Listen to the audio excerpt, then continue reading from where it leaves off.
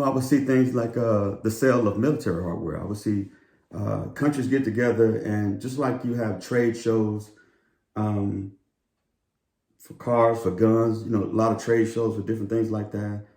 There's trade shows just about for everything, electronics, technology, everything. But there's also trade shows for weapons. Yes, there are. And I went to one and I was shocked when I saw it. I was shocked. You had all these different countries um, flying into I don't want to say a secure location. I think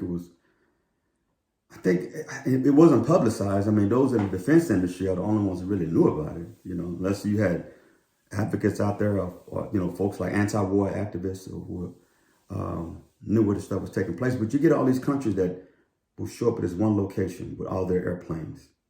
This is what I would see with all of their airplanes. And they would basically all sit around and watch the different countries show off their airplanes, in the air and everything. And back then, that's when the Airbus first came out. And I first saw the Airbus, and I was amazed at what it could do.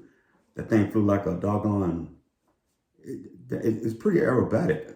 I mean, acrobatic is what I mean. It doesn't fly like a typical airline like back in the 80s and, those old airlines. This thing is very efficient, highly maneuverable. The Airbus is a type of plane that's flown by American Airlines, United Airlines, Southwest. Sorry, I don't mean to confuse y'all, but Airbus airplanes are newer airplanes that are flown by some of these big airlines right now. But they're having problems right now because they push these things out too fast, and they're having safety issues with them.